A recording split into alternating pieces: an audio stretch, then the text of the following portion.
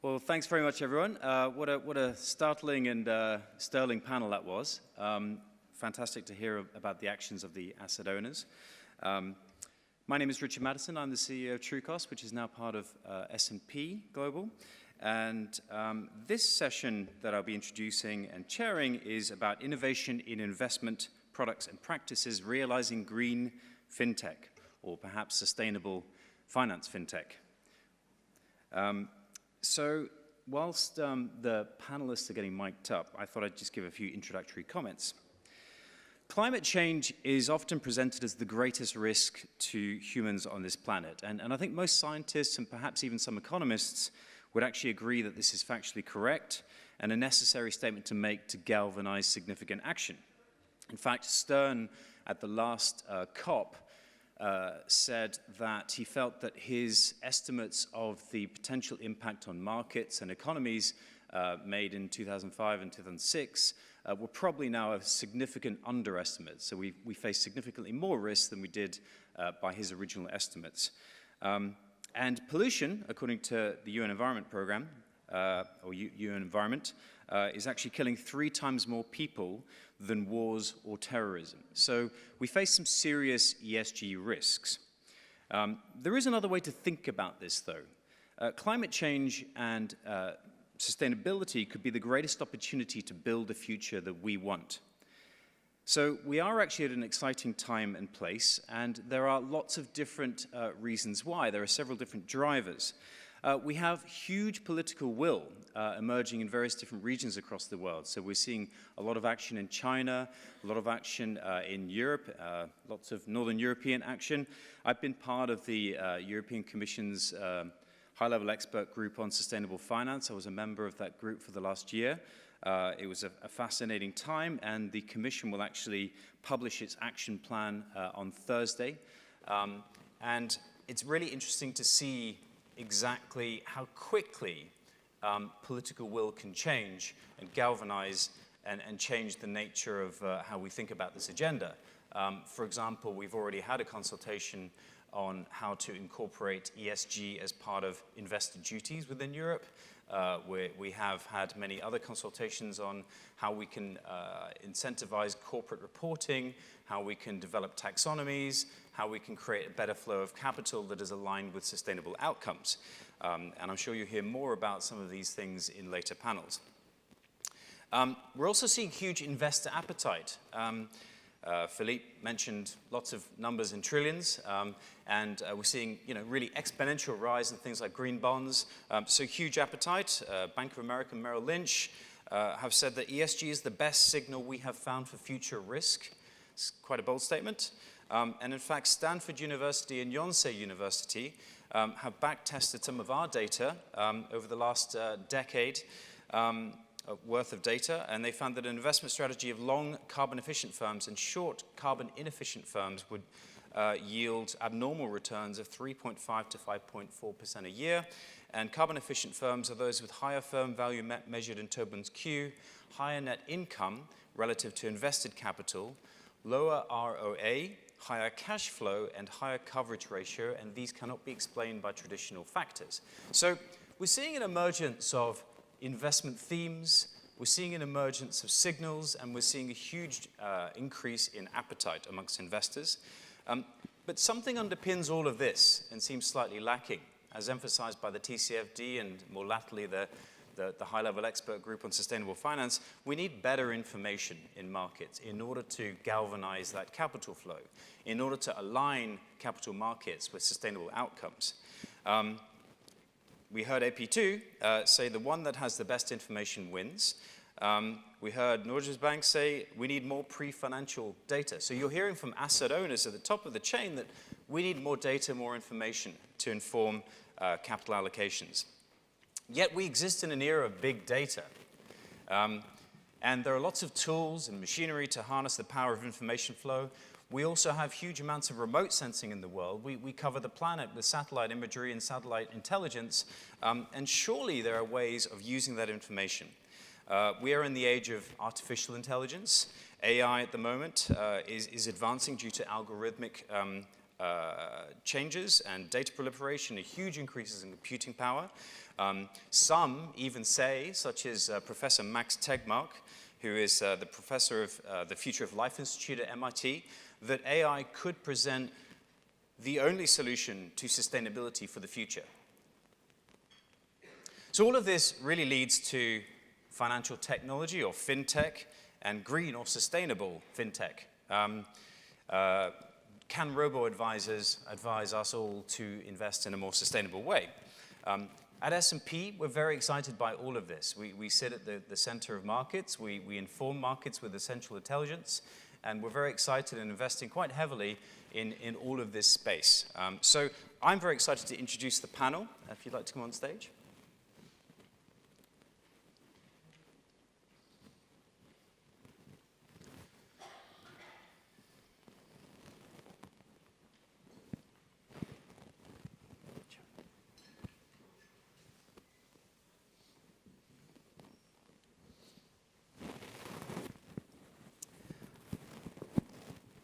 Great. So I think what we'll do is we'll each of the panelists will give you 7 to 10 minutes of an introduction on the theme of how technology is changing the investor landscape. And let's start with Amin from BNP Paribas. BNP Paribas has been working on the ESG agenda for some time and probably represents a really mainstream perspective on this panel. Amin. Thank you very much. And would like to thank Ben as well for inviting us to this panel. Yeah, first of all, I'd like to just, maybe for those of you who are not so familiar with BNP Paribas, just state a few things about the commitment of the bank. BNP Paribas has actually taken very strong commitment in terms of sustainability, and probably the last step was illustrated by the creation of a new head of engagement, corporate engagement, reporting to the CEO late last year. And we have a number of streams and programs going at the moment on sustainability. Personally, last year I was invited by the Banking Environment Initiative to chair a task force led by CISL, Cambridge Institute for Sustainable Leadership, on fintech and sustainability. And I thought, no, that's absolutely very topical. I've been working at BNP Paribas for 30 years, and for pretty much of the last 10 years working on commodity derivatives, trading and sales. And this is actually quite touchy when you look at a number of sustainability topics such as coal or agricultural commodities. So I was quite intrigued on how digital, which is another big theme at the moment affecting financial institutions, regardless of the sustainability agenda, how those two macro trends will fit together. So the work with Cambridge was actually fascinating last year. It was a very good illustration of what a cluster can bring by having collaboration across various financial institutions. Banks participated in this work, asset managers, fintechs, and the idea was to come up with some recommendations about how to encourage and how to favor innovation processes along fintechs and sustainability. And what we did, because the program was so vast, and how do you define sustainability? Of course, you have the SDGs, but you could spend years and years. So what we decided to do was to focus on a few use cases that could provide a concrete illustration, and then from then generalize to rules that could be applicable more widely. There is a memo on the Cambridge Institute for Sustainable Leadership website, so I encourage those of you who are curious. It's pretty long, so I cannot summarize it quickly.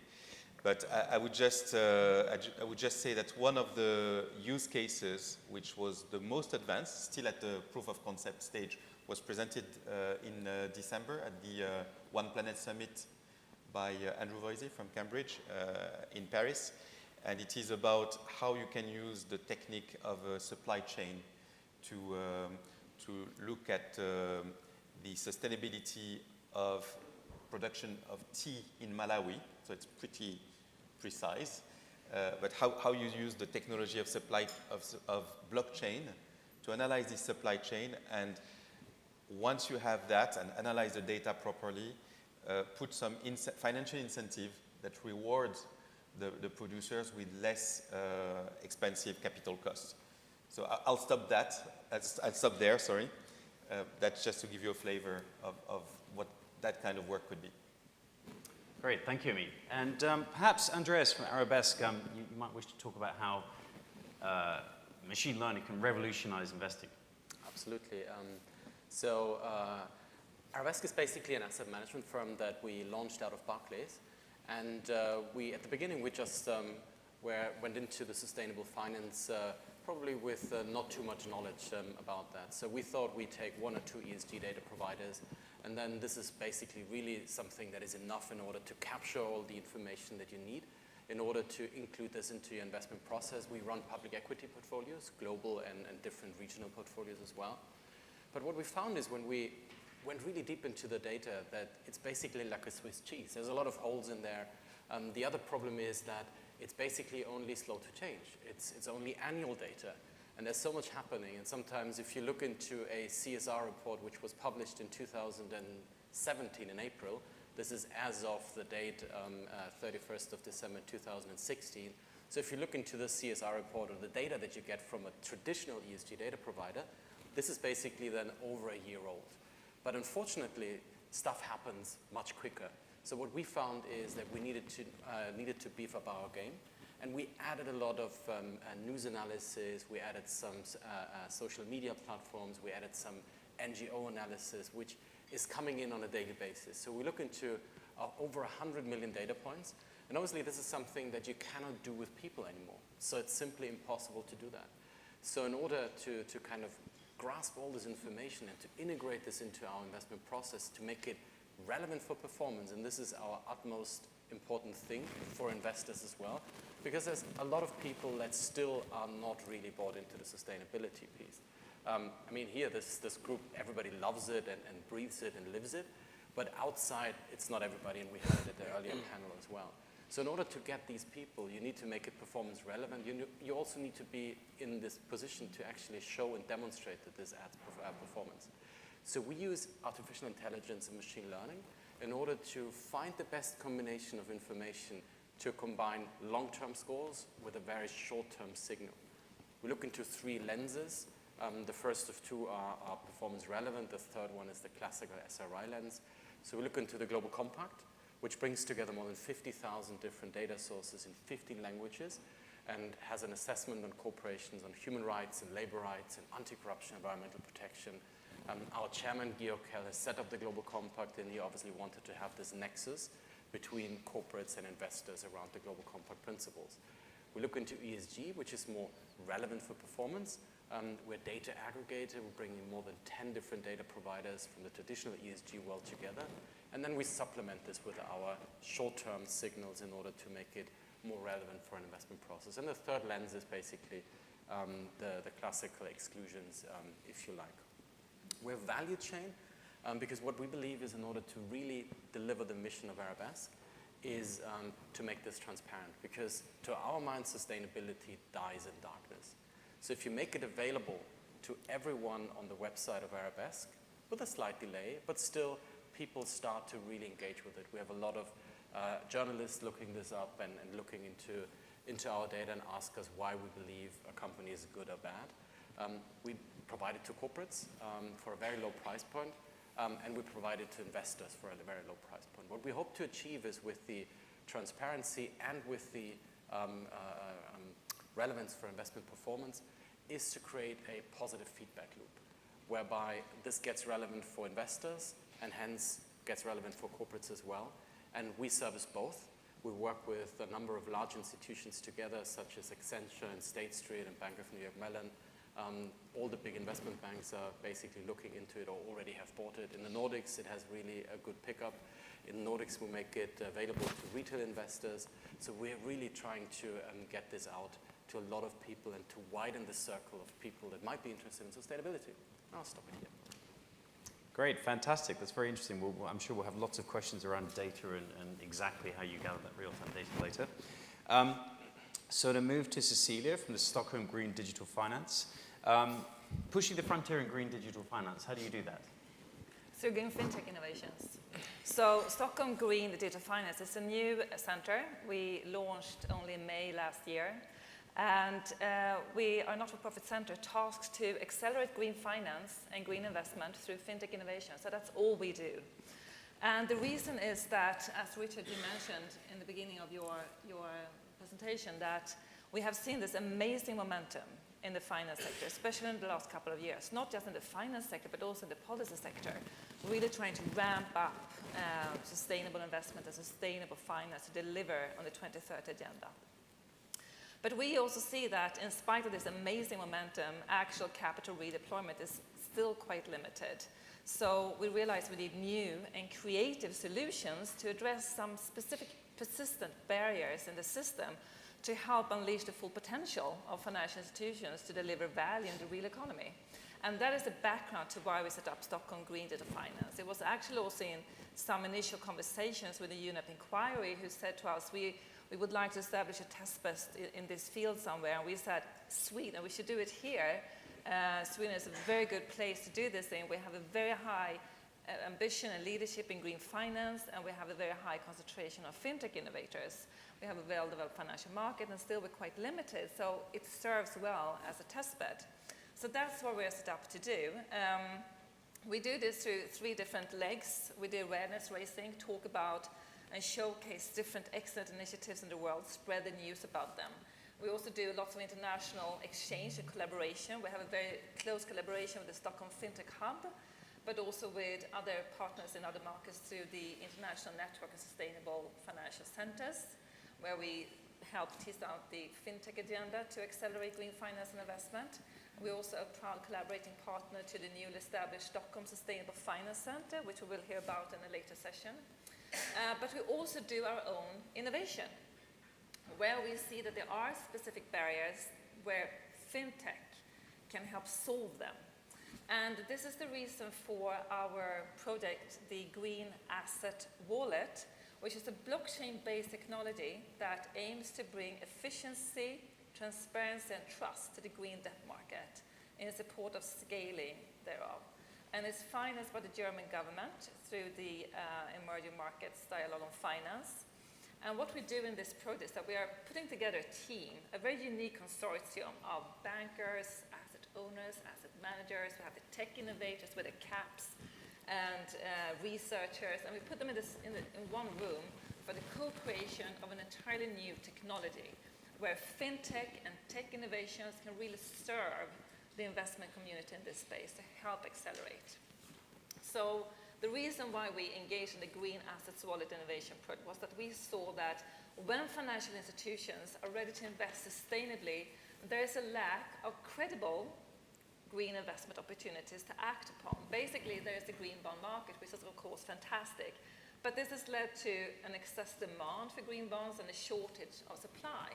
So we asked ourselves, can we, with the help of technology, lower the transaction costs for issuers to help scale the supply of green bonds? And can we also, with this technology, help support the evolution of other green asset classes to evolve alongside green bonds?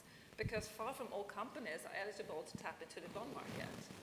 And perhaps most importantly, can we, with this technology, support new entrants in emerging markets and developing markets to successfully attract investments from Northern Europe? Because this is really where the great impact is to be had if you look at the SDGs and delivery on the 2030 agenda.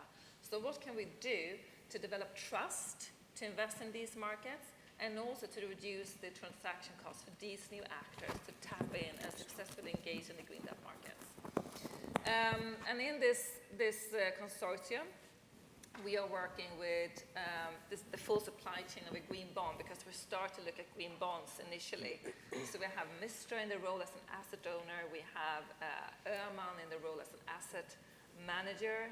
We have SEB in the role as an underwriter. We have Vasakronan in the role as the first issuer of a corporate green bond. We're soon to announce a few emerging market banks to join this group as well. And then we have CICERO, the Research Institute, and we have Cromway, a blockchain engineer, and a Geographic Information Bureau on board in this collaborative team. And together we are co-creating this new technology that is based around 3 elements. One is the validation of delivery on green promises as put forward in a green bond framework. So how do we do that in the most efficient way as possibly, and bearing in mind that we really want to support the new entrants from emerging markets to tap into the green debt markets. So we do this by developing smart contracts, and once certain preconditions are being met, in this case, evidence points that verify delivery on the green promises as set out in the green bond framework, the smart contract is executed. So today we're building this system around the way this works as it is today with actors, but what's more, we really want to demonstrate the opportunities for automated third-party verification through this blockchain-based technology. So we're doing that by bringing in the technology for remote sensing and satellite imaging. We're working with a tool called the EU Mapper that works with satellite footage. And we're bringing in pilots, green projects in emerging and developing markets that might be very difficult to verify and understand. Has that actually green deliverable been delivered? And how can we actually support those actors to report back to the end investors in a cost-efficient manner? So the EU Mapper actually recognizes, for example, that there has been no deforestation occurring, the forest is still intact, it's eligible to participate in the red markets, etc., or the solar panels in questions have actually been built. And that feeds directly into the blockchain-based technology. So it's very interesting how these type of technologies can reduce the transaction costs and deliver information through this third party. And this EU map, it can both recognize that it is solar panels, 2, the GPS coordinates, and 3, the area. And we're combining this with software that records the kilowatt hours generated. We also have a system in this blockchain-based technology for impact reporting, for making this more efficient, and reporting back to the end investor in order to enable comparisons and aggregations, etc. And most of all, thirdly, it's the opportunity to develop trust for new entrants in the green debt markets, and how to do that through this blockchain-based technology by building up a track record and demonstrating credibility. And this is one piece of the puzzle. So I think that there are so many different things that can happen to help scale sustainable investment and sustainable finance. Technology is one of them. So this is what we bring to the table. Fantastic. Thank you, Cecilia. So on to Pension B. Romina, do you want to talk about what Pension B does? Sure.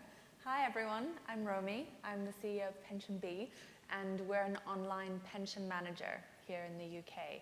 And what we do is we help people to find and combine their old pensions from previous periods of employment into one new online plan chosen by them. A little bit of background around our story. So my personal background is in really traditional corporate finance, and I did most of my time at Goldman Sachs and Morgan Stanley. And when I left Morgan Stanley, I had to take control of my own pension. And having been in finance, I thought this would be a really easy thing to do. But actually, the pensions industry makes it very difficult for individual consumers to actually engage with their money. And so I struggled to find someone who would even take my money to begin with, until finally I did find a provider, and they showed me this menu of around 2,000 different fund options and said, here you go, pick one. And so I did, and I picked one that I'd seen, before somewhere, maybe on a bus, and put my money in this fund. And of course, promptly around 6 months later, the paper pack arrived in the post to let me know that the fund had gone down. And of course, I had paid around 7% in fees in the meantime. So a pretty poor outcome. And around that time, I started speaking to other people that I knew, just personal friends, around their own pension situation. And what became really clear is that no one knew anything about it. Either they had a couple of old pensions that were just languishing behind with providers from previous jobs, and they'd never bothered to move that money with them, or they had moved the money, but they weren't quite sure what it was doing right now. And so there was a very clear opportunity in the UK to introduce a service that would help people to find and combine those old pensions into a new online plan where people could see the balance, they could top it up, they could use it to plan for the future and forecast outcomes, and most importantly, become more engaged with their personal savings. And when we started off offering our product, which was in 2016, we had 3 products on our platform managed by BlackRock and State Street, very traditional pension, defined contribution pension funds. And we thought, okay, let's see how this goes. And very quickly, what became clear is that the number one request that we had from our customer base was to introduce a more responsible product. And we hadn't really thought that we would achieve this level of engagement, but it was clear that once we gave people access to information about their money, they started to link it to their broader objectives in terms of realizing who they are as a person. And so we thought, well, we're the type of company that listens to consumers, and therefore we need to find a way to solve this need for our customers to feel engaged with their money through a more responsible product. So we went out to the investment management community and we said, let us know what you have, because we'd really like to put some sort of product onto our platform that our users can engage with. And in October, we selected the Future World Plan, which is a fund created by Legal & General to aid in the transition to a greener economy. And there were 2 factors really driving our decision with this plan. The first one is that we really thought that there was potential for outperformance. Now, I think everyone in this room is very much aware of the economic imperatives around greener investing, but for most of the financial services world outside this room, when they hear ethical or responsible investing, they think of negative screening or maybe positive screening, and inevitably they associate it with a weaker track record of performance. And so this plan submitted to us was really the only one that made the point that it was possible to outperform the benchmark rather than to just meet the benchmark with a particular fund. And so for us, that became really important because anything that we wanted to put forward to our customers, we didn't want it to compromise their pension. We wanted it to improve and enhance their pension returns. So that was the first consideration. The second one was around engagement. And I think, most of us know that pensions is not the most exciting topic. And so anything that we can do to create a level of awareness and a level of involvement from individuals with their money is a very positive thing because it leads to better outcomes and better behaviors. And so what really kind of moved us towards this plan was the fact that Legal & General promised to engage with individual companies according to specific agenda points in order to aid that transition to a greener economy. And where the companies didn't engage, then they would be excluded from the index. And so, for us, that was kind of a key aspect of why we thought this plan would not only help people achieve, better economic performance in their pension, but also better engagement with their pension overall. And so since we introduced it in October, we've had a really good take-up. We have around 15 to 20% of our new flows going into this product and being selected by the end consumer. And so we're really amazed at that. A lot of people think of sustainable finance as kind of a small sort of niche area, but actually our data proves that there is widespread demand across all types of age ranges for a product like this if it can be positioned in the right way to the end customer. Fantastic, thank you, Romy. That's really fascinating. And finally, to Antti, Would you like to talk about the role of hedge funds in green finance? Sure, thank you. Let me start by a story to give a little bit of a context of this my standing point of view and why I think the hedge funds can provide a solution. When I was a young man, I wanted to be a chef, a cook. And my favorite celebrity chef was a guy called Anthony Bourdain. And he was once asked what makes a good frying pan? And he said that the good frying pan there's only one quality in a good frying pan, it's heavy. The quality of the frying pan is defined by its weight. The good frying pan is heavy. It's just a kind of a simple laws of physics and laws of nature. A good frying pan is heavy. Now, if you have a good, heavy frying pan, you can make it better by a number of different things. Sleek design, advanced materials. You can make a perception of a good, heavy frying pan better by introducing all kinds of marketing materials. And if it's a particular cup of tea, you can take your frying pan to your religious leader, ask for a blessing, and it's probably even better. Now, obviously, things happen in life. I didn't become a chef. I became a sustainable finance expert. But I took this law of a good frying pan to sustainable finance. Now, sustainable finance, the only thing sustainable finance is that the financial system is about allocating capital. And the sustainable finance means that you allocate capital from less sustainable uses of capital to more sustainable uses of capital. Now, when you're doing this process, you can make it better by more data, more initiatives, more commitments, more communication, and stuff like that. And it's going to make it more better and improve it. But effectively, if you're not allocating capital, from less sustainable to more sustainable, there is no amount of data, there is no amount of expertise, there's no amount of commitments that is going to make that particular investor or particular investment process sustainable.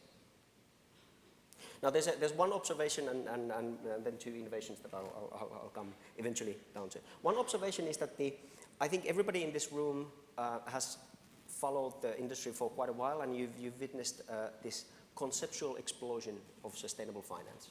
Now, there's a number of different statistics that people like to throw around about what kind of it says that how much bigger and better and more important the sustainable finance has become. Richard went through a few on the introduction, but my favorite four are that you can talk about the number of PRI signatories from 0 to 2,000, an amazing amount of growth of organizations that have made a public commitment to integrate ESG into their investment decision making. 15 years ago, a success of a sustainable fund was measured in millions. 5 years ago, we started about billions, and now we quite casually throw around trillions, in announced or self-labeled as ESG or SRI funds. That's a by any means massive amount. The ESG data market has grown from 0 to millions, tens of millions by any measure in a very short distance of time. And I'm willing to claim that there's more open positions for sustainable finance experts today than there were sustainable finance experts 10 years ago. Now, if you noticed, those four I chose very intentionally, because none of those four will allocate capital yet. Like signing into a PRI doesn't mean that you're allocating capital. Buying into data doesn't mean that you're allocating capital. Hiring sustainable finance experts in your organization doesn't mean that you're yet moving capital anywhere. And no matter how much you claim that your fund is sustainable, doesn't yet mean that you're allocating money sustainably from less sustainable to more sustainable. Now here comes the two innovations.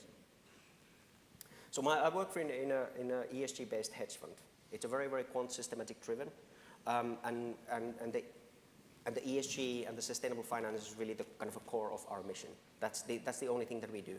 We go through the world of looking for ESG signals, and we kind of allocate accordingly. We take short positions in the less sustainable kind of finance, less sustainable companies, and we use that to finance long positions in the more sustainable companies. And we realize the difference in between for two reasons. One, it's a very good business. It creates an absolute return. But secondly is that it facilitates this allocation of capital, because we want to see the capital get allocated from less sustainable to more sustainable. That's the only thing. Now, two innovations. One is that the obvious original first problem is that how do you measure this allocation effect? like if you're a long-only investor in listed equities, then you have thousands and thousands of different choices how you do. You can do it in-house, you can do it externally, you can use a consultant and so on. But effectively, your choice is that out of thousands of listed companies, a typical investment universe of thousands of listed companies, you're choosing one versus the other. And with that, you're allocating capital for someone and not for someone else. Now, how do you measure this, how much gets allocated and how that allocation links to the sustainable development? Now, it turns out this is not particularly difficult. This is a kind of something that your quant managers and your risk managers have been doing for decades. Now, I'm going to give you one technical sentence. Please bear with me, but I'll explain myself later. Now, only thing you need to do that you need to establish a linear factor model to measure cross-sectional variance of portfolio holdings with regards to sustainable development, and use this factor model to establish a minimum variance portfolio to measure how much active shares you are using in order to achieve this allocation. Now, most people, this doesn't mean anything. Like, I have to admit, it was maybe 5 years ago when I was a kind of a ESG analyst and not working in quant finance. It didn't mean anything. The only thing it says is that you can, without your risk manager, currently has tools and access to, when you have tools and the market information, you can take any portfolio of listed equities and you can measure the alignment of that portfolio to sustainable development compared to any benchmark. It can be compared to your peers, it can be compared to kind of a traditional investment benchmark, but you can measure this alignment. If you, for some reason, don't know how to do this, we have this tool publicly available. So if you're an asset owner and you want to know your equity allocation, come talk to me. If you're an academic and want to kind of use this framework and this kind of type of tool in your academic research, come to talk to me. This is something that we as a hedge fund are in the process of making publicly available for free, because we think that this is something that everybody should be able to do and understand. It is that important. But now what we've done is that we have measured the ESG-ness of quite a number of portfolios, and this is where my lawyer advised me that under no circumstances don't start to mention names. So I'm not going to mention names, but I'll give you my general observation of having running this tool for hundreds of different portfolios. In one particular case, we took 25 funds, ESG branded heavy sustainable funds that are sold in the UK. They all have an MSCI World as a benchmark. MSCI World just means that they invest potentially in about 2,000, a little bit less, largest companies globally. And we took the best in class and the ESG integration funds, which means that we took out the kind of a very simple exclusionary strategies. We took out thematic funds. We took out kind of we took out the index hugging funds and so on. So we took a sample of funds that are sold in UK, investing globally, and more or less do a kind of as aggressive ESG strategies that they are in the market. And within those 25 funds, my American colleague calls the results the good, the bad, and the ugly. Now, I'll start with the bad. The bad one is that the overwhelming majority of those funds that are branded ESG and supposed to be the flagships of this industry of ESG allocation have very, very little ESG in them. Very little. Maybe 5%, maybe 10% of the risk goes to an ESG allocation. Now 5%, 10%, it's bad because it's downright misleading. Like a typical retail investor, when they choose an ESG, when they choose any investment fund, they end up paying, throughout the lifetime, they pay fees that are worth maybe a refrigerator or a car. Now if you go and buy an energy efficient refrigerator and it's not energy efficient, you're going to court. Or at least you're kind of complaining someone, you're writing something to your Facebook page by bare minimum. But it turns out that when you're running an ESG fund, you can make these claims without any kind of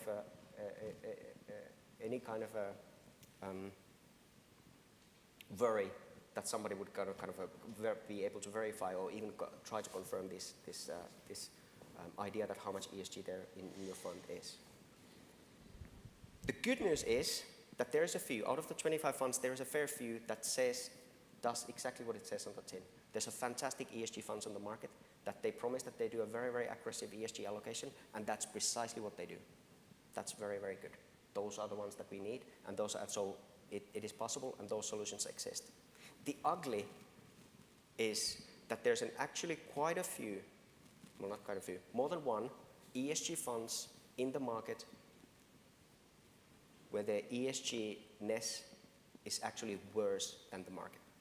It means that there's a good chance that if you're currently investing in an ESG fund in the UK, you're paying high active fees to get an active ESG exposure to more sustainable companies, and where in reality you would have been better off just investing in the market. That would have been more sustainable by this any kind of measures. Now again, if you, I'm not gonna name names, but if you're interested to kind of verify your own portfolio holdings, that whether you happen to be investing in the very, very good ones or the bad ones or the ugly ones, just come to talk to me, and we're making this available. Now, lastly, the innovation and where the hedge fund kind of comes in. The fundamental challenge within listed equity investment when you're making this allocation is that you're not, in a long-only space, you're limited in your impact. Because basically the most aggressive thing that you can do, let's say a typical well-diversified listed equity investor invests in 5,000 different companies, right? And the most active allocation decision that you can do is not to invest in something. Like, and we've seen this, we've seen the whole thing, like, if you're a large institutional investor, and I have a lot of sympathy, I've been working for quite a few of them, is that the kind of ramming through a decision of divesting from a coal mine or a tobacco companies takes unbelievable amount of memos, meetings, committee approvals, and kind of all kinds of exercises to do nothing but choose not to invest maybe a handful of companies, less than 1% of your portfolio weight, certainly less than 1% of the names, and then have to do the whole thing. It takes a lot of intellectual effort and organizational capital to ram a decision like this through. And in the end, the only thing that you're doing is that out of 5,000 companies that you're currently investing, you're not investing, let's say, 10 or 20. So there's three things in it. You're not changing the alignment of your portfolio too much. Two, that capital allocation decision doesn't mean much to a particular company. Like if you choose not to invest in a particular company, it doesn't move its cost of capital, it doesn't influence its behavior too much or anything like that. And maybe the most worrying thing, and it's been discussed in a previous panel as well, is that it doesn't have the signal value necessarily to the company management. Now, this is only anecdotal, but there was a kind of a few years back, there was one of the largest pension funds taking ESG very, very seriously in the world, had made the decision to divest their shares for sustainability reasons for one US company. And there was a news story, and this was all in a newspaper, where the journalist asked, went through the kind of the motivation of doing such a call and so on, and the journalist basically asked that what did the company think about this? And the investor said that we don't know. We wanted to have a meeting with them to explain ourselves why we are divesting, but they wouldn't take a meeting. Now, if it takes a huge amount of organizational capital and years of memos and meetings and committees to make a decision not to invest, and that decision is not so important to a company that they would warrant a meeting, we have a problem. That's definitely a problem within the sustainable finance. Now, hedge funds can provide a solution, which is shorting.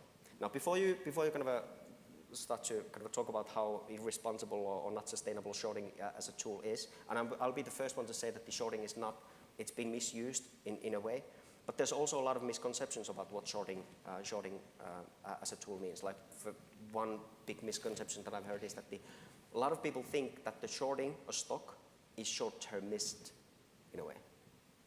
That if you're shorting a stock, you're just kind of looking for a quick win, and that's not just simply technically, that's not true at all. Any investor can make the short position in a particular stock for years. So it's not, it's just simply, it doesn't equate.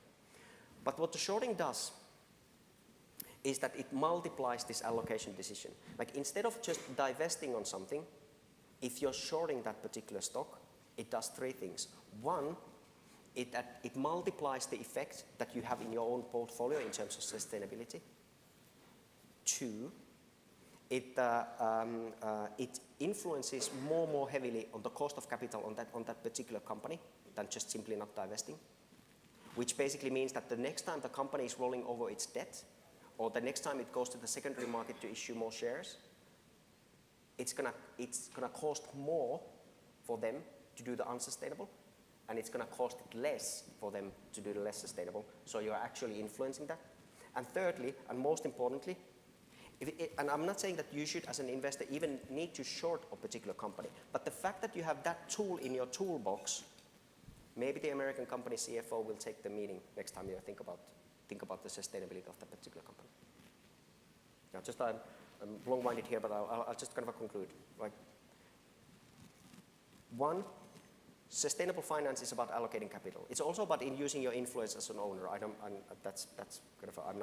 I think they are complementary, but I think allocating capital sustainably is a very, very key part of this. Two, measuring how you're allocating your capital is surprisingly easy. Like it doesn't require anything more than a kind of a standard market tools and a kind of an adequate risk manager to run these tools. And third, in order for this kind of a financial system to be sustainable, we need this allocation to be much more decisive and aggressive. And I'm just kind of suggesting that we need it to be decisive in order for the sake of the planet, but even that kind of a decisiveness or that aggressiveness doesn't have to be as difficult as we have let ourselves it to be. Thank you. Thanks, Antti. So aggressive ESG, we'll definitely touch on that topic later. I'd like to start off by asking about customers. Fintech has been described as offering the creative destruction of financial services, rearranging itself around the customer. So how can fintech or green fintech put power in the hands of the customer? And actually, an ancillary question, do the customers want that? Do beneficiaries actually want that? So maybe, Romy, you could answer that first. Definitely. I mean, for us, we are an extremely customer-facing organization. So everything that we do is driven by the customer. I think the critical link that, perhaps we didn't have 10 years ago that we really do have today between customers and companies is social media. So, the vast majority of our customers actually come from social media, but also engage with us on social media. And I don't mean just tweeting, my password reset doesn't work, can you help me?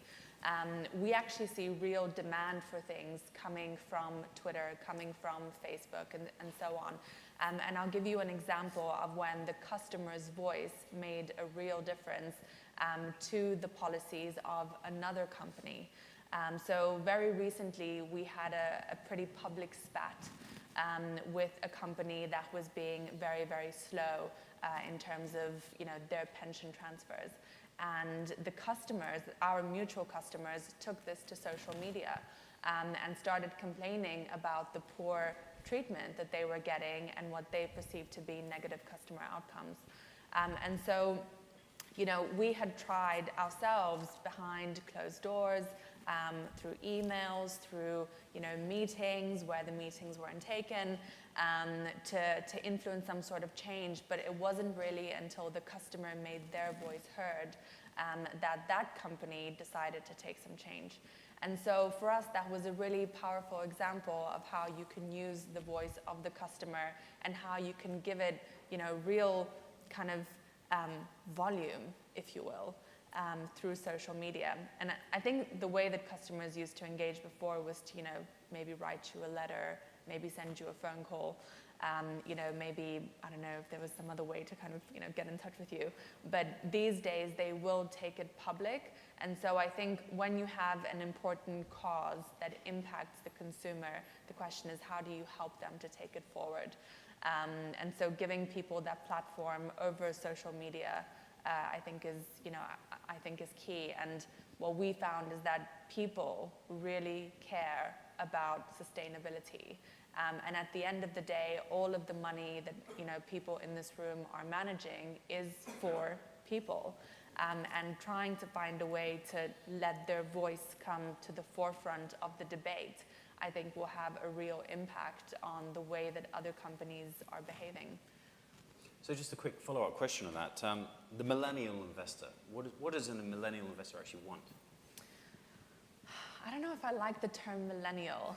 I think that, you know, millennial is often used for a person who is very kind of digitally minded. They like to see things on their phone. They like transparency. They like to be in the know.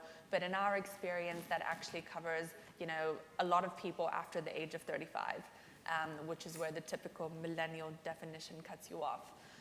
So for me, you know, it's not so much about millennials. It's about, you know, there is this class of people who wants openness and who wants transparency and who wants their voice to be heard and for them to understand finance. And that's really the concept of the millennial investor rather than a particular age. And I think they want involvement and they want engagement. They want to feel like they are close to their money and they understand what their money is doing. And if you can harness that and find, you know, outlets for these people to make their voices heard, then I think that you can drive change, you know, much more quickly than going through, you know, a 10-month process of getting position papers and policy papers approved and signed off, and then in the end, you know, the company doesn't care. Whereas if you make things very public, I think that, you know, they stand up and listen. Mm-hmm. So a question for the three asset managers on the stage. Should every fund in Europe, in the world, have some kind of sustainability metrics associated with it? This is something we debated as part of the high-level expert group. I won't give you the answer, but what do you think? Andreas? So probably I start. So to my mind, this will happen anyways. So if the notion is right that sustainability information around ESG or Global Compact or SDGs or gender or other topics in the broader sustainability world actually helps you to create a better performance, then there will be some pressure for people just to implement that. So it's kind of a self-fulfilling prophecy that we hope to also support with this data product that we are bringing out and making available to others, but also about kind of going out and speaking about it and making it public that sustainability can actually help you to improve performance. And then over time, it will just happen by itself. And I believe my job will not have any ESG acronym in my business card in the next 5 years anymore. I think everybody will have to do it. And it's driven by different dimensions. I mean, regulation is a big part. I mean, you've been part of the high-level expert group, but just IRP2, like every corporate pension fund in Europe needs to integrate ESG now going forward. And I don't think that this is a kind of, you need to have a glass bowl in order to see that Europe will make this mandatory for everyone in the future. So it's A, something that is driven by performance, and B, it's driven by regulation as well. And I mean, does transparency change the behavior of the mass of institutional investors? Are you starting to see that? I think it's too early to say that we see this, but I totally concur with what has been said before. I think it's not only climate change, but it's a perfect storm of all those trends coming together with better transparency, immediacy of information, and more direct access by the individual investor. So I think it's really too early to say because it has accelerated massively in the last couple of years, but we're just starting to see the beginning of applications. But I'm absolutely convinced it's irreversible. There will be solutions. There is a ton of innovation that is going to happen. And this transparency and immediacy of information will reach the final investor. This final investor will have a say and will influence, and it will actually transform the industry. Because today there are various layers or screens that are there because of the way it's put together. But technology and this access to information, I think, will revolutionize how it's used and how final investors are making their decisions of investment. And Antti, are you seeing, of those funds that you measured, those UK funds that purport in some cases to be ESG driven, have you had any engagement back from those funds, and have they changed the way in which they're allocating their capital? Yeah, it's a good question. So we don't kind of directly engage with the other fund managers, and obviously we are spinning off the measurement business to be different simply because the asset manager is not credible and there's conflict of interest of measuring other people's ESG-ness and so on. But we have had this through this program. We've had kind of dozens of institutional investors who have seen the ESG profiles of the funds that they invest in. And I know that this kind of a dialogue takes place. It doesn't necessarily, by the way, mean that you would need to be kind of very confrontational about that. You're not delivering the goods that I'm paying for, but it's more kind of getting into the detail of what's the impact of this fund that you do. Because so far the relationship between the asset owner or anybody who invests in the fund, the fund manager, is a very, very asymmetric relationship. Like as a buyer of the fund, you can do that. You can ask that, well, is this fund really sustainable? And the asset manager says, yes, and that's it. Like there's no way to verify this claim, and there's no way to kind of to have a kind of a constructive dialogue if you don't go through the details. And to me, the kind of whether every fund should have a sustainability criteria or not criteria, but some kind of a sustainability measurement, it's absolute no-brainer for one reason only. Similar to investment risk, like whenever you make an investment decision, there's a risk involved, regardless of whether you're cognizant of it, whether you manage it, or whether you understand it. Very, very similarly, every investment decision has an impact. If you don't pay attention, if you don't measure it, if you don't manage it, it still exists. And I don't see any reason why this shouldn't be, as publicly available as an investment risk of any investment is. So let me move on to some of the challenges here. So let's say that we have a completely transparent market. It's an efficient market with respect to sustainability. So you can get information on every single fund. If you're an asset owner, you have ultimate transparency, whether you manage your own funds or you outsource that management on exactly how sustainable those funds are. However, what are the dangers of this? Well, one of the dangers actually is, what if we are getting that wrong? What if we're not measuring sustainability correctly? So how can technology help us develop more sophisticated approaches to measuring sustainability? Cecilia, I'd be interested in your views. Thanks. Well, first, actually, I want to take the opportunity to add to what Romina just talked about, the consumer angle of things, because I think this is really interesting. And what you see with Pension B, and I see there are so many other opportunities there as well, where technology can help mobilize consumer action.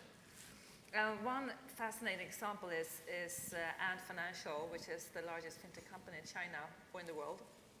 And at last year's, the 2017 World Economic Forum, they launched a new platform for all of their clients. So the clients would have their savings account and their credit account, and alongside that, their carbon account. So they would record all transactions and be able to record and monitor the carbon account of all their clients. And this had an amazing response from all of their clients. They had, in less than 6 months, they had 12,000 million users to this new platform, which represents 3% of the world population. It's just amazing. That started to not only monitor the carbon footprint, but also making changes in the daily life. So what Ant Financials did, this financial service company, was to gamify the reduction of your carbon footprint. And it had this amazing success. So people started making different choices in their daily lives and also offsetting their carbon footprint through the planting of trees. And also in those 6 months, 1 million trees have been planted. So I think that's another very excellent example of how fintech can help mobilize consumer action. And another excellent example that I wanted to add to this is a company in Lithuania that works in Europe, in Northern Europe, on the decentralization and expansion of renewable energy. And they do this through a bottom-up approach by linking the producers of renewable energy with the consumers of renewable energy. So they are bypassing the way the market is structured today and whether those companies are struggling with accessing capital. And the way it's being done is through a blockchain-based platform whereby consumers purchase tokens that represent units of electricity that will be generated once these companies can expand their production. And either they can sell this unit or they can consume it, and they get the purchases for a very good price. And that's another example of how you can mobilize consumer action to really scale and speed up the transition to sustainable societies. And I think this is really exciting. So this is one example of how technology can help serve this space, but of course there are many other examples as well of big data and AI and the technology we're working on right now is a blockchain-based technology. But I think that there are a lot of different opportunities that we may not really consider yet. Another excellent example, I think, that is a way to pick up on the natural assets part of sustainable development. We had some comments about that earlier from Conservation International, etc. One of the problems with natural capital and ecosystem services is that they are invisible in traditional markets. They don't have a market value, so they're hidden and they don't get considered in different types of decision-making processes. So if you have an area and you need to decide whether to replant mangroves or put a shrimp farm, depending on how you calculate the value of the land and the services provided by a mangrove forest, for example, it really influences your decision-making. So there's a company now that is testing tree coins. So they are tokenizing mangroves, and an individual tree or mangrove represents a tree coin. And investors can invest in this currency and buy tree coins. And the more tree coins you buy, the more mangroves needs to be planted, because of course the currency needs to be represented by some real asset. And you can also trade this tree coin on an exchange called Lykke and get a fiat currency if you want. That's also sort of a new way by which technology can help serve this space and to transition to sustainable societies. So it doesn't only have to be how we can help serve the traditional established players. It can also be new inventions that simply help serve this transition to sustainable societies through new inventive ways. Yeah, that's fascinating. So if I just sort of probe a little more on that, the Ant Financial example is amazing. 3% of the population of the planet suddenly grasping that they can have a carbon account. That's an incredible and pretty much overnight innovation enabled by technology that will create a big difference.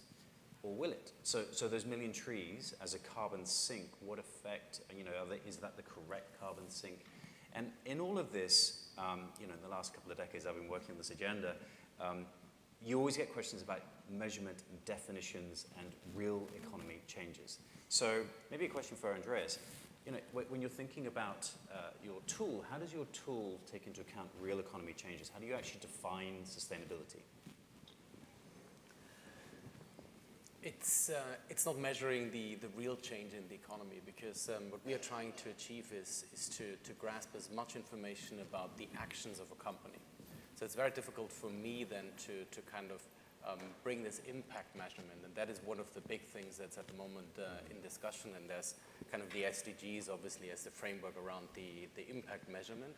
We're starting to do this, and our first SDG lens will come out in the second quarter.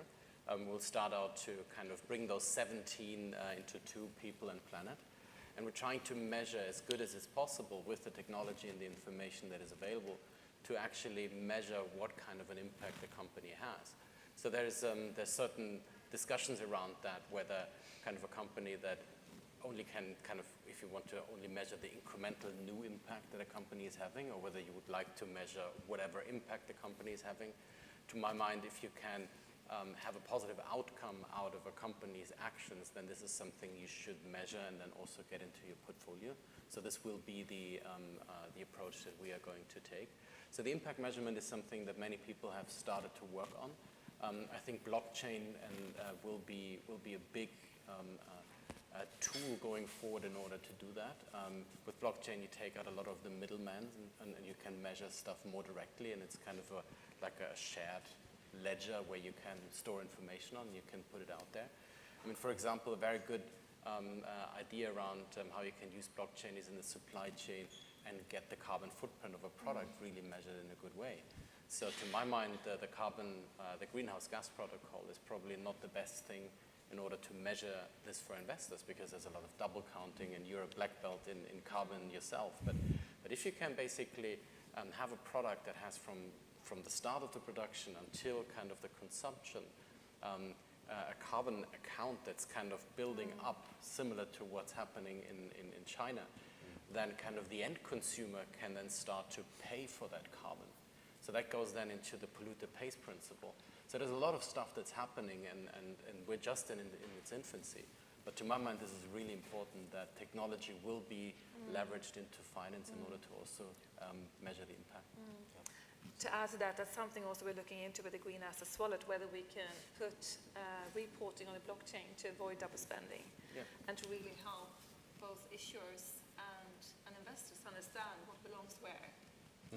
So it sounds like we have data, it sounds like we have technology, it sounds like we have appetite and demand for this information. A question for you, Amin, do we need regulation? Do we need the financial regulators in this room to regulate to enable that to work? Absolutely. Yes.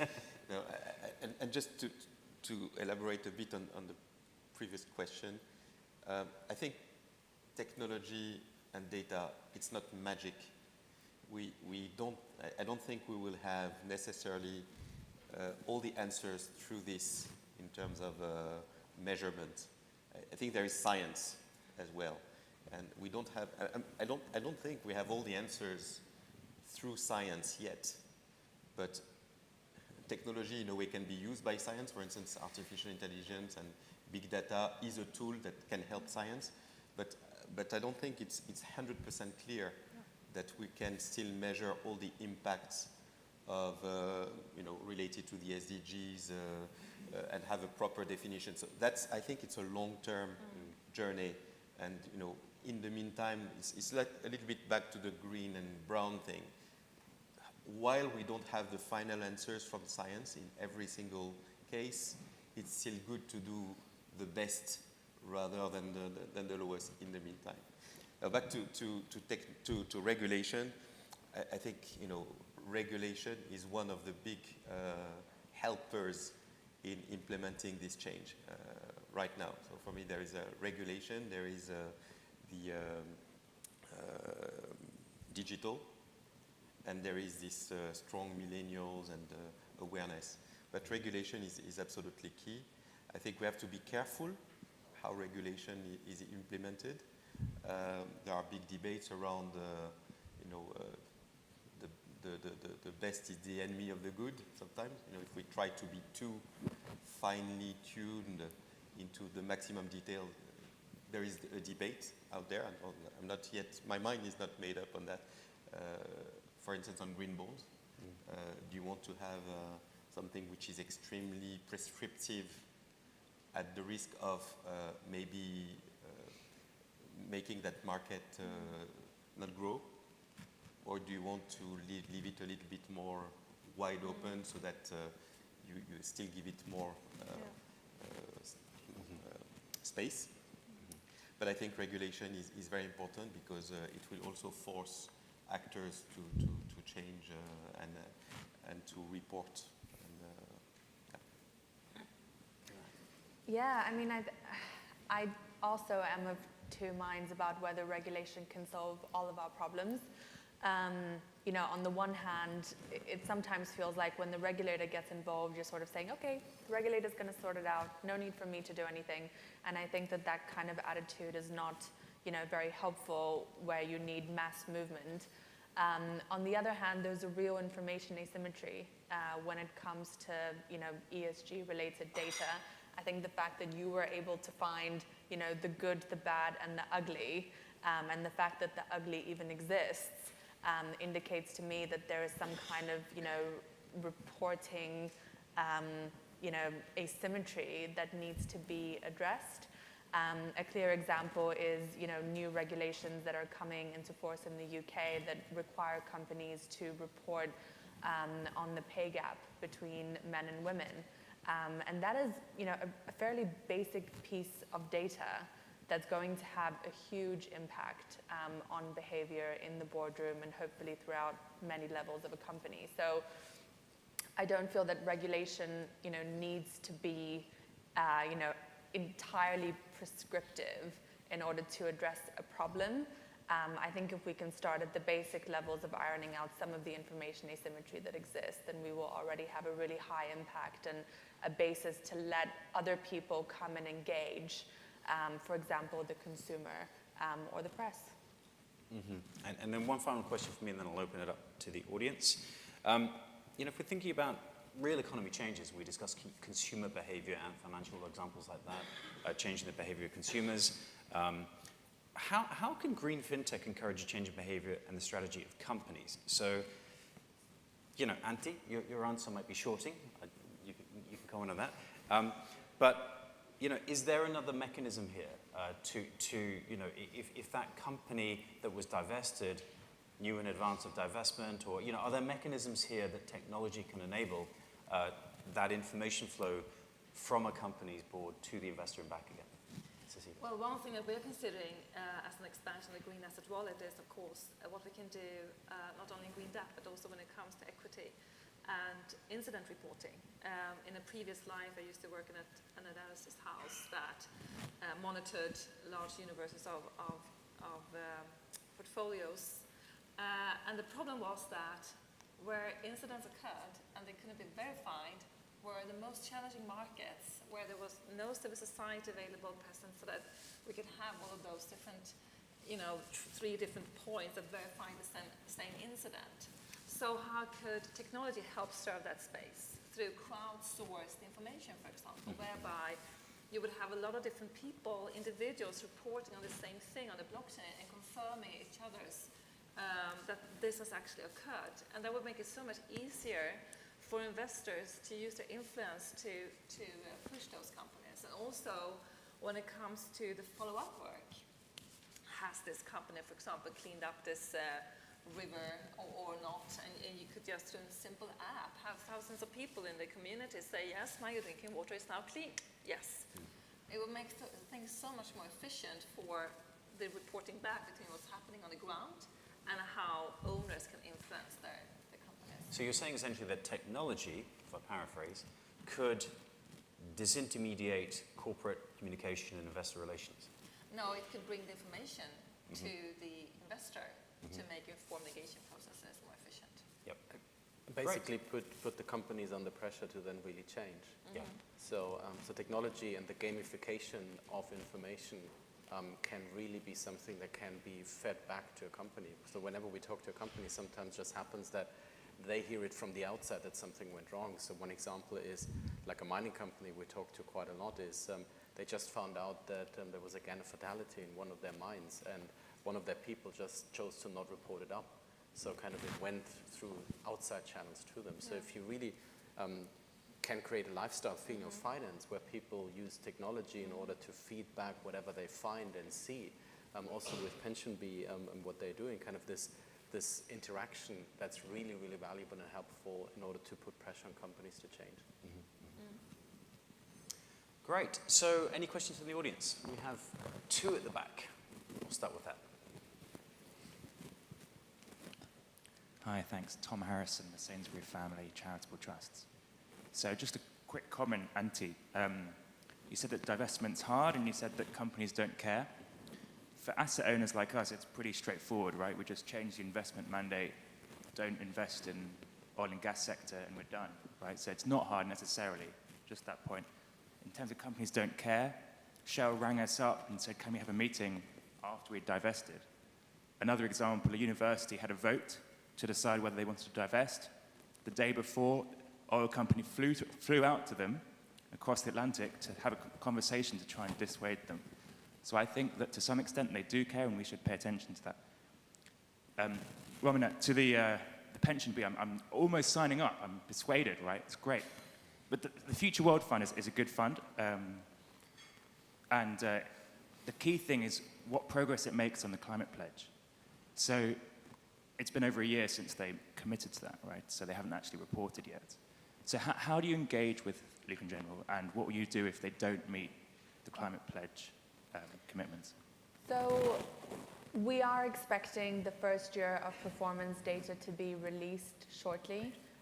according to FCA guidelines, Legal in General and us, we're not allowed to report what has happened where the time period is shorter than a year. And so it's not for a lack of wanting to say what the performance has been, we're just not allowed to at the moment. You know, the examples that, you know, we have seen in terms of corporate engagement, there is sort of a, you know, a periodic communication that comes out from Legal in General that describes the individual engagements that they've had with different companies. The fund has been in existence for a year, so what we can see is, you know, the internal performance that we have, which I won't comment on, but also that the engagement is taking place. Now, you can make your own decision as to whether a year is too short or too long for an engagement to occur, but ultimately the fact that there is reporting on the engagements occurring and whether change is occurring means that there can be feedback from our customer base back to Legal in General in terms of what it is that they would expect to see. And so we very much intend on making that feedback loop you know, known, because that's one of the reasons we got this fund. We want people to engage and to make their voice heard. Antti, do you want to respond to divestment? Yeah, sure. Yes, I was being intentionally provocative, but I stand on my ground. I do know that the companies do care and they do take meetings and so on. I'm not. My point is that and I don't think nobody in this room disagrees about the direction of travel. It's the speed that worries. Like, I think companies do care, and this is, by the way, not my line. I think the person who said it last night is somewhere in the audience. Yes, I can see him. So it's about the speed, and I'm absolutely positive there's a all company executives will take meetings, call companies will take meetings, they will hear your concerns, they will listen, they will understand. But if the capital allocation of you as an investor doesn't reflect, the company behavior doesn't change, I will be willing to go as far as saying that the only reason why we still will have a carbon-heavy energy sources in 2025, 2030 is because we as an equity investors are comfortable on holding the stock of those companies today. So it's not about the direction of travel, it's the speed that worries me. Okay, there was one further question at the back, I think. Thank you. Jacob Tomei, 2 Degrees Investing Initiative. I have a question for Andreas. So we're building a product in Germany that allows retail investors to create a client profile on climate. You'll know in the German market, climate and nuclear is obviously a controversial issue. So we're seeing a huge variety of how retail investors think about what sustainability means to them, which suggests the need for more differentiated products as opposed to a general ESG product, a climate-free ex-nuclear, climate ex-fossil fuels, etc. So that's on the one hand, this client profile piece, and the other piece is then, of course, the opportunities with new technology. Remote sensing was mentioned to have a much more granular view of what's actually happening in your portfolio. I'd like to ask you how you see these 2 technology trends coming together. So on the one hand, projects like the ones we're conducting on creating client profiles, but then also creating more granular retail product profiles and perhaps a broader suite of retail products that are really unique to each individual investor in the market that interfaces with you. I think that's the future. So I think technology will be an agent of change in the way that you do not have like one fund for 1 million people, but you have 1 million products for 1 million people. So we believe in, like our chairman calls this Generation S, and we believe that through systematic and quantitative investment processes, you can actually ask the people, and this is something that we're working together with a couple of big wirehouses as well, is you can actually ask the people on how they stand in terms of the SDG. So how important is life below water for you? How important is the gender diversity issue? And then they can basically pick and choose, and you can build a profile for them. And based on that profile, you can basically build a list of exclusions and a list of positive tilts in the portfolio. And then you can give over an investment universe, which is something that is suitable for that particular client. And then you can manage that based on this. So to the first part of your question, I think this is absolutely the future. I think the days are gone of big funds where basically you push people into this and then they don't understand what is in there. The second thing is then also to make data available to them and more visible to them. And this goes into this creating a lifestyle feeling that I just mentioned earlier. I think it's pretty pretty important for the people that at some point in time they will have a connection, because they would want to know, okay, well, not only that they make good money, but also that this good money is made not at the expense of other people. And so I think you're absolutely spot on. Both things will happen, and probably sooner rather than later. These things always change, like it's a non-linear change. At some point in time, we'll just see it happening. Okay, question at the front right here. Thank you. Anthony Hobley, CEO of the Carbon Tracker Initiative. So my question, in a sense, is how can we link the topic in the previous panel, so the TCFD, HLEG recommendations, forward-looking disclosure, with fintech, blockchain, etc. I mean, we're in a transition. The problem is, a lot of the way we think about this, we model, is backward-looking. A lot of disclosure today is backward-looking. Doesn't help you when you're in a transition. And it's probably why, we've been in transitions before. Every technological transition, it's effectively, the given is 9 out of 10 incumbents fail to survive because they don't know how to assess what's going on. So how do we take the recommendations around forward-looking disclosure, stress testing business models against how the world might be, we're not going to predict it exactly, and use fintech to help us? Now, we also know that the companies are not the greatest at disclosing. So there's legal action going on in the US by the attorney generals around the allegation that the companies haven't entirely been forthcoming to their investors about the risks. Now, one of the most downloaded app in the world is the Beijing pollution app. So we've got similar things happening everywhere. So you've got millions upon millions of these phones that can collect data and feed them back. We've also got satellites. Can we effectively use fintech to bypass the companies and go and get the disclosure directly, and effectively use AI and so on to model the impacts so that investors and effectively consumers have that information at their fingertips? Is that a solution? Can we marry the two? Who would like to take that? I can take that, because we've been discussing, in the course of our exploration of all the fintechs and what they do, we came across some fintechs that are specializing in analysis of information on the web. So it's a sort of big data approach where you go and you scan the web and or other sources. Some are more sophisticated, and they will choose some sources to take information which is not company delivered, but which is coming from other sources. So not only it's real time, it can be targeted, and it can provide additional information. But I think it's only a partial answer to the problem that you're saying, because you still need to know what are you measuring against. If you want to be forward-looking, you need to define what would be a path, a scenario, and is the company progressing along that. So I think there are bits of answers, but not everything, as I'm saying. I mean, one of the challenges is, you have forward-looking information. Let's assume you can get hold of that information. You create models. No models are perfect, but you create models. Quite often, what investors need is back tests. So you have forward-looking information that is unback-testable. So that's a conundrum. I'll leave that for maybe another panel. But anyone else want to add any comments to that particular point? Maybe. Yes, I would absolutely. I would agree. There are two things there. One is that the companies are usually better positioned to establish their own risks in a way. That the relationship between the company and the investor is always asymmetric in a way that the companies are better positioned to kind of provide a kind of a minute detail about their carbon emissions, for example, or their water use and stuff like that. So that's for sure. But at the same time, I very much agree that the kind of all kind of transition risks, related risks, for example, you don't need necessarily the company to provide that.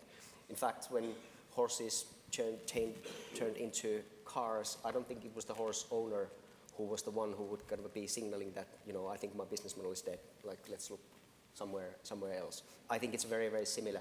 You can look it outside. In fact, I think company's sustainability profile and how sustainable a particular company is ultimately is not the company themselves to decide.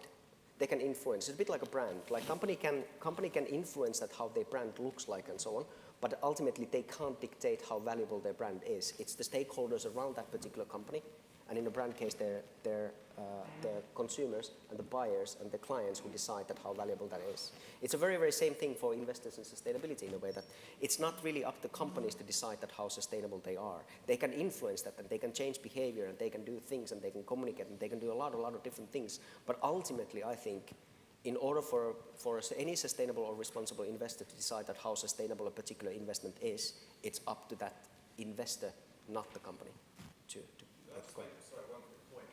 It's not just about sustainability, it's about financials. So yes, you put yes. your money into US listed coal stocks 5 years ago, you lost about 100% of it. Yes. You put your money into EU energy utilities 10 years ago, you're now down 60 to 80% because they made the wrong strategic decisions, and actually they're the wrong sustainable decisions as well. I very much agree. I very much agree. And there's no difference between the finance and the sustainability. You know, it's very much married, all interlinked, different sides of the same coin. I agree. Great question. Just to answer in terms of the green assets, what we are thinking about if we could, in the impact reporting element, consider this somehow. And I don't know if we have the solution. We will have to see. But we are thinking about the fact that a green bond is an instrument for the investor to sort of help transform companies towards more sustainable activities and making that transition. And if you see that the green bond portfolio is growing, but the brown portfolio is growing equally, of that company doesn't make sense. So can we do that? Can we link the impact reporting and put this on a blockchain so that you have this track record that will always be there? You can't corrupt it, and to support investors to monitor and follow whether companies are making the journey seriously towards the right transition. But it's a good question. One final question, and then we have to go to lunch. I don't want to hold you back from food. Thank you. Bob, you were Imperial College. I wanted to pursue very briefly the question of regulations versus standards. And you mentioned the green bond market. I'm a firm believer in the fact that it doesn't need regulation, that the market is working perfectly well with a set of standards that are kind of loose, but everyone kind of gets them. And the one case where someone tried to move outside of that was Repsol, and the market said, no, that's not going to work. So there is a case to be made for self-imposed standards versus regulating something. I think regulations for green finance are probably a good idea, not necessarily for green bonds, because it's already out there. And I just wanted to sort out in my own mind, whether or not what we're really looking for is a set of standards that everyone kind of consensually agrees to without the need for bringing in regulators. I mean, regulators are really a last resort when you think about it.